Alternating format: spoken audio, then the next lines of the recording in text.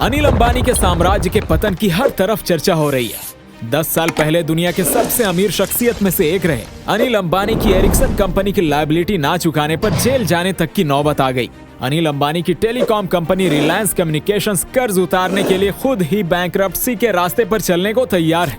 Energy sector की कई projects अधूरी पड़ी है और कर्ज का बोझ कम करने के लिए कंपनी कई कीमती एसेट्स बेचने को तैयार है।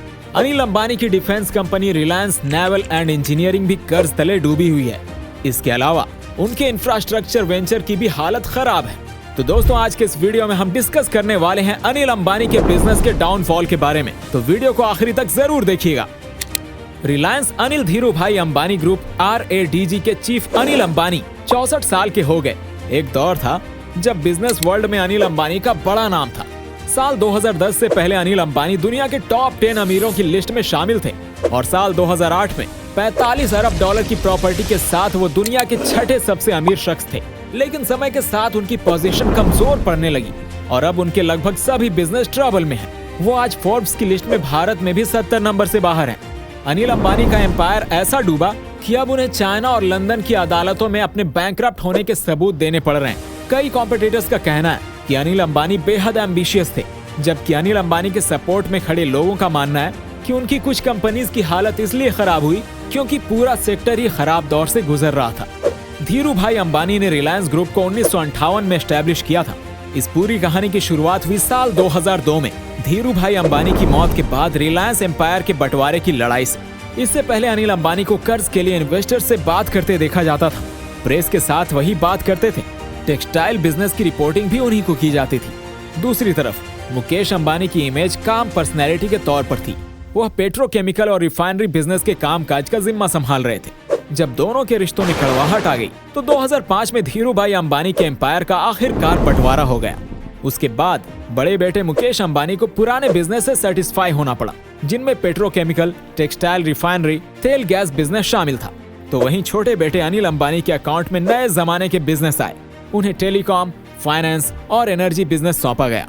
अनिल अंबानी नए जमाने का बिजनेस मिलने के बाद भी कुछ खास कमाल नहीं कर पाए और आज उनकी कई कंपनियां बैंकरप्ट हो गईं। वहीं दूसरी ओर मुकेश अंबानी ने अपनी सूझबूझ से बिजनेस को बुलंदियों पर पहुंचाया और आज एशिया के सबसे अमीर इंसान हैं। अनिल अंबानी के पास टेलीकॉम, पावर और एनर्जी बिजनेस था, जो नए जमाने में सक्सेस की गारंटी माना जाता था। इन सेक्टर्स में वो देश का बड़ा खिलाड़ी बनना चाहते थे और उन्होंने कई एम्बिशियस प्लान्स बनाए। 5 पॉइंट्स में समझते हैं कि आखिर उनकी बर्बादी के क्या बड़े कारण रहे। पहला कारण, अनिल अंबानी को जब नए जमाने का बिजनेस मिला तो उन्होंने बेहद जल्दबाजी में बिना एक्यूरेट प्लानिंग के बिजनेस को आगे बढ़ाने की जल्दबाजी की, जो उन्हें बहुत भारी पड़ी। वे बिना तैयारी के एक के बाद एक नए प्रोजेक्ट्स में पैसे लगाते गए। दूसरा कारण, अनिल अंबानी उस समय एनर्जी से लेकर टेलीकॉम सेक्टर का किंग बनने के लिए जिन नए प्रोजेक्ट में इन्वेस्ट कर रहे थे, उनमें कॉस्ट एस्टिमेशन से ज्यादा आ रही थी और रिटर्न ना के बराबर मिल रहा था। ये उनके डाउनफॉल के बड़े कारणों में से एक है। तीसरा कारण, एक्सपर्ट्स के मुताबिक अनिल अंबानी के डाउनफॉल के कई कारणों में से एक उनका किसी एक बिजनेस पर पूरी तरह फोकस ना करना रहा और वे एक से दूसरे बिजनेस में कूदते रहे। एग्जीक्यूशन में खामी की वजह से उनका कई प्रोजेक्ट्स में बड़ा पैसा लग गया। चौथा कारण, एस्टिमेट से ज्यादा कॉस्ट होने के चलते उन्हें प्रोजेक्ट्स को पूरा करने के लिए एडिशनल इक्विटी और डेब्टर से कर्ज लेना पड़ा। कर्ज का बोझ लगातार बढ़ता गया और जिन प्रोजेक्ट्स में उन्होंने कर्ज का पैसा लगाया उनसे रिटर्न भी ना मिल सका। पांचवा कारण, अनिल अंबानी ने ज्यादातर बिजनेस से जुड़े फैसले एम्बिशन की वजह से लिए थे। इसके अलावा वह कंपटीशन में बिना किसी स्ट्रेटजी के कूद जाने में दिलचस्पी रखते थे। इसके चलते कर्ज का बोझ और 2008 की ग्लोबल रिसेशन ने उन्हें दोबारा उठने का समय ही नहीं दिया। ग्लोबल रिसेशन से पहले अनिल अंबानी के ग्रुप की कंपनीज की मार्केट वैल्यू करीब 4 लाख करोड़ रुपए थी, लेकिन वे इस मुकाम पर टिके नहीं रह सके। उन्हें मिली कंपनियों की बर्बादी में आर पावर और आर कॉम का जिक्र बेहद जरूरी है। इसे एग्जाम्पल के तौर पर समझें तो 2018 में आर पावर ने Tilaiya ultra mega power project को शुरू करने के लिए बनाए गए स्पेशल पर्पस व्हीकल को बेच दिया, जिसे इसने झारखंड एनर्जी डेवलपमेंट कॉर्पोरेशन से 112 करोड़ रुपए में बहुत ही कम टैरिफ 1.77 पर यूनिट पर खरीदा था। इसके अलावा कंपनी ने आंध्र प्रदेश की सरकार को भी लेटर लिखकर कृष्णपट्टनम UMPP से भी बाहर हटने की बात कही। दोनों ही प्रोजेक्ट्स इंपोर्टेड कोयले पर बेस्ड थी। 2012 में इंडोनेशिया में कानून बदलने के बाद वहां से कोयला मंगाना महंगा हो गया था। अनिल अंबानी ने एनर्जी सेक्टर में टॉप पर पहुंचने के लिए कई प्रोजेक्ट में इन्वेस्ट किया था। इसमें से एक शासन प्रोजेक्ट था।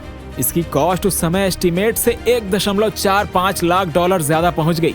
इस प्रोजेक्ट की फंडिंग एडिशनल इक्विटी और डेब्टर्स के कर्ज से हुई थी और कंपनी पर कर्ज 31,700 करोड़ रुपए से ज्यादा हो गया। लायबिलिटी बढ़ती गई, कर्ज बढ़ता गया और हाथ में कुछ नहीं आया। इसके अलावा टेलीकॉम सेक्टर में उनकी गलती ने उन्हें फाइनेंशियली कमजोर करने में इंपॉर्टेंट रोल प्ले किया। आरकॉम के जरिए अनिल अंबानी अमीरों की टेक्निक लेकर गरीबों को सौंपने के काम में जुटे थे। इस समय उन्होंने CDMA बेस्ड नेटवर्क अपनाया, जो कि GSM नेटवर्क के मुकाबले महंगी डील थी। तब के समय में आरकॉम और ARPU 80 रुपए था, जो हर समय इंडस्ट्री के एवरेज 120 रुपए से कम रहा था। इस तरह हर यूनिट पर आरकॉम को नुकसान उठाना पड़ा और वो आरकॉम 25,000 करोड़ से ज्यादा के कर्ज तले दब गई। रिजर्व बैंक ने भारी कर्ज में डूबी रिलायंस कैपिटल के बोर्ड को 30 नवंबर 2021 को डिसॉल्व कर दिया था और इसके खिलाफ इंसॉल्वेंसी प्रोसीडिंग शुरू की थी। एक और जहां अनिल अंबानी अपनी कंपनीज को फायदे की डील बनाने में कामयाब नहीं हो सके, तो दूसरी ओर उनके बड़े भाई मुकेश अंबानी ने अपनी सूझबूझ और सही स्ट्रेटजी के चलते ग्रुप के पुराने बिजनेस को रफ्तार दी। इसके साथ ही बाकी सेक्टर्स में भी एंट्री लेते हुए बिजनेस सेक्टर में अलग मुकाम पाया। तो दोस्तों, आपको आज की हमारी वीडियो कैसी लगी ये कमेंट बॉक्स में लिखकर जरूर बताइएगा। अगर वीडियो अच्छी लगी तो इसे लाइक करें, शेयर करें और ऐसी जानकारी पाने के लिए हमारे चैनल को सब्सक्राइब भी कर लें। वीडियो देखने के लिए थैंक यू सो मच। मिलते हैं आपसे नेक्स्ट वीडियो में। Keep learning.